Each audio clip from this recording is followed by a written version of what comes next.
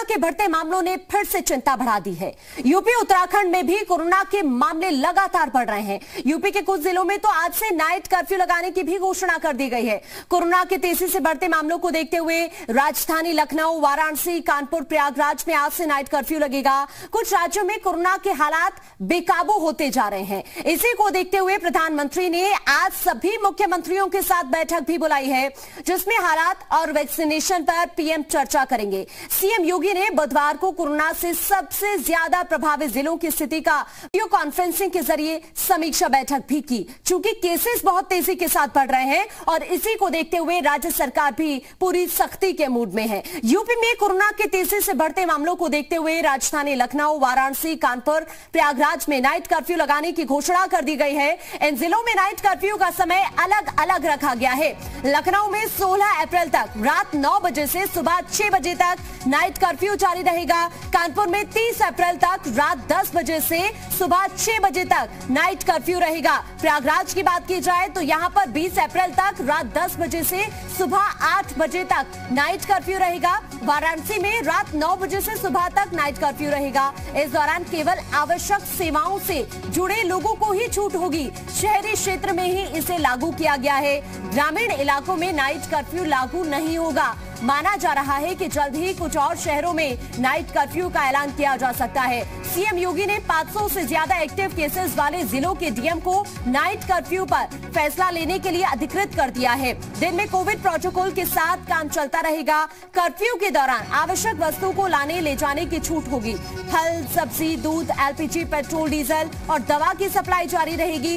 रात्रिकालीन शिफ्ट के सरकारी और अर्ध सरकारी कर्मचारी, आवश्यक सेवाओं और निजी क्षेत्र के कर्मचारियों को छूट होगी। Railway station, bus station, airport पर आने जाने वाले लोग अपना टिकट दिखाकर आ जा सकेंगे। हर प्रकार की मालवाहक गाड़ियों के आने जाने पर भी कोई प्रतिबंध नहीं होगा। चूंकि केसेस बहुत तेजी से बढ़ रहे हैं और इसी को देखते हुए अब कुछ शहरों में नाइट कर्फ्यू का सहारा लिया जा रहा है।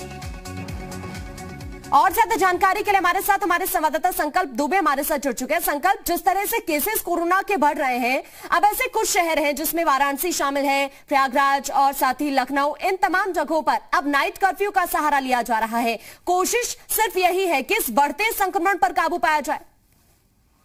जी बिल्कुल, मैं आपको बताऊं कि जिस तरीके से उत्तर प्रदेश में लगातार कोरोना के मरीजों की संख्या बढ़ रही है, इसके मद्देनजर ये फैसला लिया गया है। और हालांकि जरूरी काम के लिए, जो आवश्यक सेवाओं के लिए जो लोग जुड़े हुए हैं आवश्यक सेवाओं से, उनको छूट रहेगी। लेकिन जिस तरीके से रात में देखा जाता है कि कई जगहों पर लोगों का जमावड़ा हो जाता है या फिर वैसी पब्लिक प्लेसेस जहां पे लोग एकत्रित होते हैं, इसके मद्देनजर ये रात्रि कर्फ्यू लागू कर दिया गया है। और सबसे बड़ी बात है कि अगर बात की जाए, लगातार उत्तर प्रदेश सरकार मीटिंग कर रही है और मीटिंग में सबसे बड़ी बात ये सामने आई है कि लोगों की लापरवाही इसके चलते लगातार मरीजों की संख्या बढ़ रही है। वैसे में जिला प्रशासन को सख्त निर्देश दिए गए हैं कि जिन जिलों में लगातार मरीजों की संख्या बढ़ रही है उन जिलों में प्रॉपर मॉनिटरिंग कराई जाए, कॉन्ट्रैक्ट ट्रेसिंग की जाए। इसके साथ ही जांच को पूरी क्षमता से चलाए जाने के निर्देश जारी किए गए हैं मुख्यमंत्री की तरफ से। और ये साफ कर दिया गया है कि सोशल डिस्टेंसिंग का पालन कराया जाना जिला प्रशासन की जिम्मेदारी है।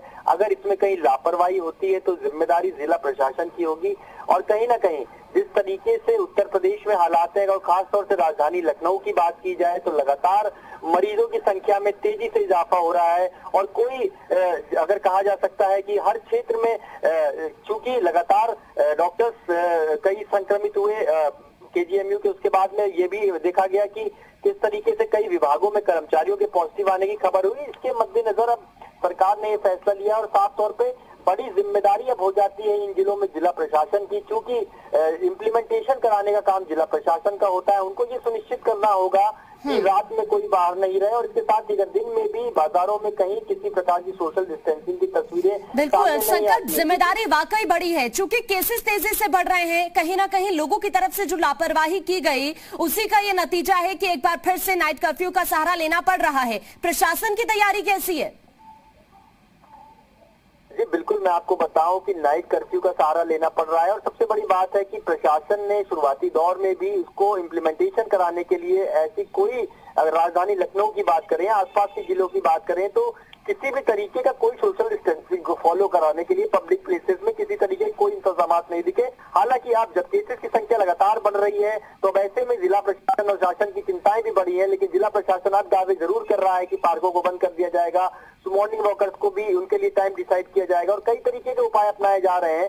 लेकिन सबसे बड़ी बात है कि अगर समय रहते ध्यान दिया होता तो कहीं ना कहीं केसों की संख्या भी कम होती है। और दूसरी बात ये भी है कि अगर आज से ही ये इम्प्लीमेंटेशन देखने को मिलेगा, क्योंकि लगातार जिला प्रशासन की तरफ से कहा जा रहा है कि अब सख्ती बरती जाएगी, लेकिन अगर सख्ती बरती जाती है तो कहीं ना कहीं केसेस में गिरावट आएगी और इसके साथ ही लोगों को भी जागरूक होना पड़ेगा कि अपने स्वास्थ्य के प्रति उनको सचेत रहना पड़ेगा, मास्क का इस्तेमाल करना पड़ेगा। क्योंकि हमने देखा है, यहाँ लखनऊ की राजधानी की बात करें तो पब्लिक कन्वेंस में जो लोग सफर करते हैं उनके लिए सबसे बड़ी उनकी जिंदगी पे आफत है, क्योंकि पब्लिक कन्वेंस में उसके ड्राइवर्स मास्क का इस्तेमाल करते हैं, सोशल डिस्टेंसिंग को फॉलो किया जा रहा है और क्षमता से अधिक सवारियां अभी भी बैठाई जा रही है। वैसे में जिला प्रशासन की जिम्मेदारी है कि इन पहलुओं पर भी ध्यान दे और बाजारों में सोशल डिस्टेंसिंग का पालन कराए, इसके साथ साथ रात्रि कर्फ्यू को भी पूरी तरीके से अनुपालन कराए।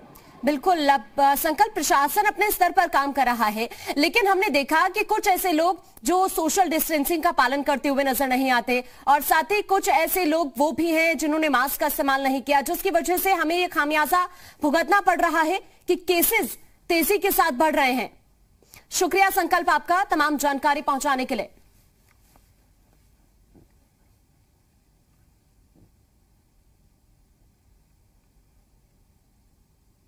कुछ राज्यों में कोरोना के हालात बेकाबू होते जा रहे हैं। इसी के मद्देनजर प्रधानमंत्री ने आज सभी मुख्यमंत्रियों के साथ बैठक बुलाई है।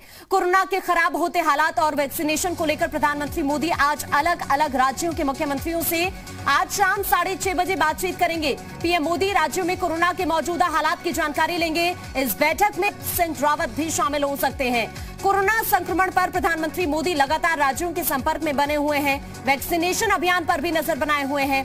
आज की बैठक में प्रधानमंत्री मोदी के साथ होने वाली इस बैठक में उच्च अधिकारी भी वीडियो कॉन्फ्रेंसिंग के जरिए जुड़ेंगे। आपको बता दें कि देश में बीते 24 घंटे में कोरोना के 1,15,700 नए मामले सामने आए हैं। इसी दौरान 630 लोगों की जान कोरोना की वजह से गई है। 24 घंटे में कोरोना से 59,856 लोग ठीक हुए हैं। ये राहत की बात है। देश भर में कोरोना से अब तक 1,66,177 मौत हो चुकी है।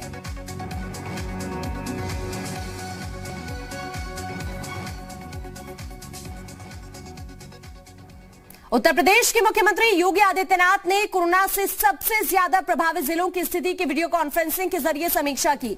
इस दौरान उन्होंने अधिकारियों को जरूरी दिशा निर्देश भी दिए। उन्होंने कहा कि जिन राज्यों में कोरोना के केसेस ज्यादा हैं, वहां से यूपी के लोगों की वापसी हो सकती है। इसके लिए तैयार रहना होगा। वहीं लखनऊ, प्रयागराज, वाराणसी, कानपुर नगर, गोरखपुर, मेरठ, गौतम बुद्ध नगर, झांसी, बरेली, गाजियाबाद, आगरा, सहारनपुर और मुरादाबाद जिले में कोविड संक्रमण तेजी से बढ़ रहा है। यहां कॉन्टेक्ट ट्रेसिंग बढ़ाई जाए, ट्रेस करके उनका टेस्ट किया जाए और जरूरत के मुताबिक उन्हें इलाज मिले। लोगों को जागरूक करने के लिए पब्लिक एड्रेस सिस्टम का इस्तेमाल किया जाए। मास्क ना लगाने वाले लोगों पर जुर्माना लगाया जाना चाहिए। इसके साथ ही जिन जिलों में हर दिन 100 केसेस से ज्यादा मिल रहे हैं, वहां स्कूल बंद करने का फैसला डीएम खुद करें।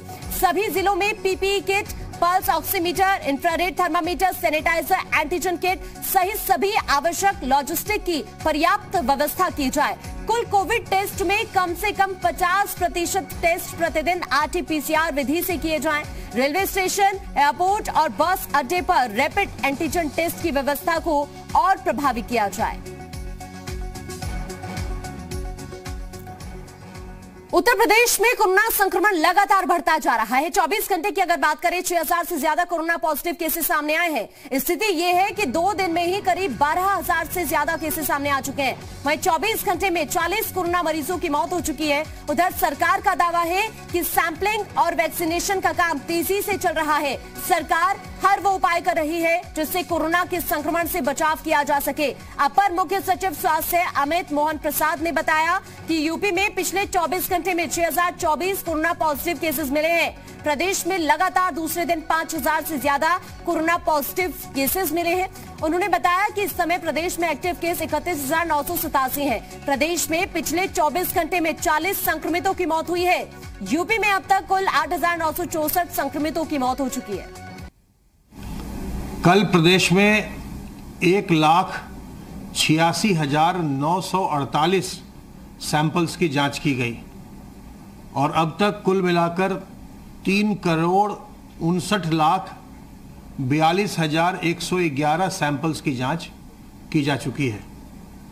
आरटीपीसीआर की जांच के लिए कल भी जनपदों से जो हमारी विभिन्न प्रयोगशालाएं हैं उनको 91,022 सैंपल्स भेजे गए।